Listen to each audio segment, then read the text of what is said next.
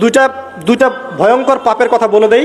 এই দুইটা পাপে যারা আসক্ত হয়ে আছে তারা তওবা করে ফিরে আসলে পরেও সারা জীবন তাদেরকে এটা সাফার করতে হবে। কথা বুঝতে পারছেন না? তওবা করে ফিরে এসেছেন মনে করেন, তারপরেও আপনাকে সারা জীবন এই পাপের ফলটা ভোগ করতে হবে। এক, মাদকদ্রব্য দীর্ঘদিন সেবন করেছেন, তওবা করেছেন, ফিরে এসেছেন, আল্লাহ হয়তো মাফ করে দিয়েছেন, আল্লাহ পাক মাফ করে দিয়েছেন, বাট আপনি আপনার দেহের যে ক্ষতিটা করে ফেলেছেন এটা পোষাতে পারবেন না। এক নাম্বার। দুই, তখন আপনি যদি বিয়ে করেন আপনি স্ত্রীকে সন্তুষ্ট করতে পারবেন না। হ্যাঁ। দুই নাম্বার হচ্ছে এই যে গোপনে যুবকরা যে পাপটা করে, মাস্টারবেশন, যেটাকে আমরা বলি হস্তমৈথুন, এই পাপ যেসব যুবকরা করছে বা করে, এবং অ্যাভেলেবেল এই পাপটা সবাই করে, কারণ এখন পর্নের যুগ, পর্ন দেখলে তো আর কোনো উপায় নাই, তখন তো এই পথেই যেতে হচ্ছে, নিজের উপরে নিজেকে জুলুম করতে হচ্ছে। যারা হস্তমৈথুন অভ্যস্ত হয়ে গেছে এরা যদি তওবা করে ফিরেও আসে, শরীরের যে ক্ষতিটা হয়েছে এটা পূরণ হবে না কখনো। এখানে আপনার দেহের ক্ষতি, আপনার মস্তিষ্কের ক্ষতি, আপনার পরিবারের ক্ষতি, এমন আপনি যদি পরবর্তীতে গিয়ে পরিবার গঠন করতে চান আপনি সুখী পরিবারও গঠন করতে পারবেন না, কারণ ভিতর থেকে আপনি নিজেকে শেষ করে ফেলেছেন। গোপন পাপে লিপ্ত হবেন না। আপনি যৌবনকে ধরে রাখেন, ইনশাল্লাহ দেখবেন আপনি সারা জীবন এনজয় করতে পারবেন ইনশাল্লাহ। কিন্তু যদি এখন নিজেকে শেষ করে ফেলেন, এখন নিজেকে শেষ করে ফেললে আপনি বিয়ে করলে পরেও দেখবেন আপনি পস্তাচ্ছেন। ওই যে কলিকাতা হারবালে যেতে হবে, তখন মডার্ন হারবালে দৌড় দিতে হবে। আর সব হারবাল টারবাল খেয়ে লাভ হয় না। কারণ কি? কারণ আল্লাহ প্রদত্ত যে নেয়ামত সেটা আপনি নষ্ট করে ফেলেছেন, এখন এইটা আর আপনি ক্ষতিপূরণ দিতে পারবেন না। অতএব জীবনটাকে সিরিয়াসলি নেন। দেখেন আমার মতো বয়সে, আমার চেয়ে প্রায় 10 বছর বয়স আগেই তারেক বিন জিয়াদ স্পেন জয় করেছিল।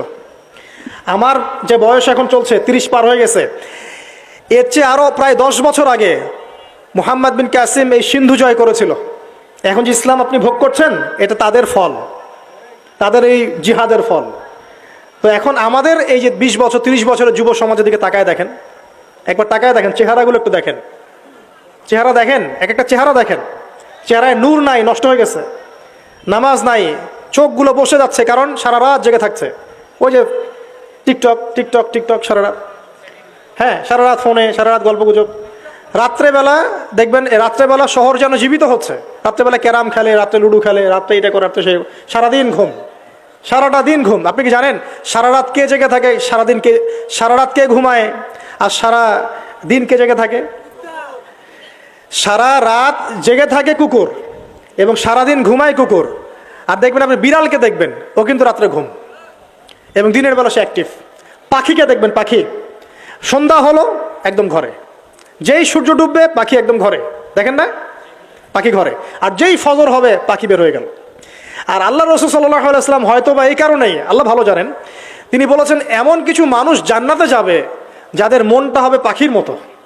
সুবহানাল্লাহ। দেখেন পাখি কি করে, একদম সন্ধ্যা হলো ঘরে ঢুকে গেল, যেই ফজর হবে একদম ফজরের আগে আগে সে বের হয়ে গেল। তো পাখির মতো হওয়ার চেষ্টা করেন, পাখির মতো লাইফস্টাইলে আসেন, এবং সে সারাদিন পরিশ্রম করে রিজিকের জন্য, করে না? আল্লাহ পাক পাখিকে রিজিক দেন কি চাকরির মধ্য দিয়ে না ব্যবসার মধ্য দিয়ে? কিভাবে সে রিজিক পায়? তাওয়াক্কুল, তাওয়াক্কুল, আল্লাহর প্রতি তাওয়াক্কুল। আর তাওয়াক্কুল করে কি সে ঘরে বসে থাকে না রিজিক সার্চ করে, রিজিক তালাশ করে? আপনিও রিজিক তালাশ করেন, আল্লাহ পাক রিজিক দিবে ইনশাআল্লাহ তাআলা। প্রিয় যুবক ভাইরা, আল্লাহর ওয়াস্তে তওবা করেন। যারা যারা মাদকদ্রব্যের সাথে সংশ্লিষ্ট আছেন বা থাকার সম্ভাবনাও ছিল, এর ধার কাছেও যাবেন না। ওয়াদা করছেন তো? এবং গোপন পাপে লিপ্ত হবেন না। মুসলিম তরুণ যুবকদেরকে উদ্দেশ্যে বলছি যে আপনারা কায়িক পরিশ্রম করেন, কায়িক পরিশ্রম করেন, 5 ওয়াক্ত সালাতটা আল্লাহর ওয়াস্তে নামাজে মসজিদে এসে পড়েন। বেশি কিছু করতে বলছি না ভাই, আমার কথা শোনেন, বেশি কিছু করতে বলছি না। আল্লাহর ওয়াস্তে 5 ওয়াক্ত নামাজটা মসজিদে পড়েন, পারবেন না? আচ্ছা, ডেইলি 10টা পৃষ্ঠা করে কোরআন তেলাওয়াত করেন, পারবেন? আল্লাহ তৌফিক দান করুন।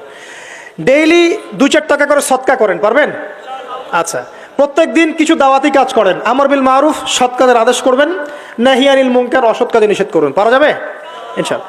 আপনি হালাল রিজিকের একটা সন্ধান খোঁজার চেষ্টা করেন, পারবেন ইনশাআল্লাহ। পড়াশোনায় নিজেকে ব্যস্ত রাখেন, লেখাপড়ায় নিজেকে ব্যস্ত রাখেন। যদি এর পাশে আপনি সময় পান, আমি বলবো আপনি খেলাধুলা করেন। যদি সময় কিছু বের করতে পারেন, কায়িক কিছু পরিশ্রম করেন, প্রয়োজনে কিছু কসরত করেন, জিম করেন, খেলাধুলা করেন। তারপরেও পর্নে যায় না, তারপরেও গার্লফ্রেন্ডের পিছনে সময় নষ্ট করেন না, তারপরেও যে টিকটক, ফেসবুক, ইউটিউব নিয়ে পড়ে থাকেন না। ওগুলোর চেয়ে খেলাধুলা করা অনেক ভালো আছে। অ্যাটলিস্ট আপনি ফিজিক্যালি ফিট থাকবেন। অনেকে বলতে পারে যে এটা না করলে হয়, এটা বাজে কাজ, সময় নষ্ট। আমি মনে করি এখনকার যুবকরা যেসব পথে সময় নষ্ট করছে এর চাইতে অ্যাটলিস্ট খেলাধুলা করলে ভালো ছিল। একটা সময় ছিল না, আজকে থেকে 10 বছর আগে প্রচুর খেলা হতো না? ক্রিকেট হতো, ফুটবল হতো, এই ব্যাডমিন্টন হতো শীতকালে, তাই না? খেলার লিপ্ত থাকলে কিন্তু আমাদের মধ্যে একটা হৃদ্যতা, একটা বন্ড তৈরি হতো, একটা বন্ড। আমরা অনেক টুর্নামেন্ট খেলতাম না? এখন দেখবেন কিচ্ছু নাই, সব বন্ধ, খালি ফোন, সারাদিন কি ফোন। এটা আরও কি ডেঞ্জারাস না? এভাবে তাদের ফিজিক্যাল বডিটা নষ্ট হচ্ছে, মেন্টাল স্ট্রেংথটাও নষ্ট হচ্ছে। এর চেয়ে বরং তারা যদি কোনো কসরত করে এটা অনেক ভালো হবে, এটা আমার মত। এটা আমি কোরআন সুন্নাহ থেকে কোনো কথা বলছি না। আল্লাহ পাক বোঝার তৌফিক দেখ।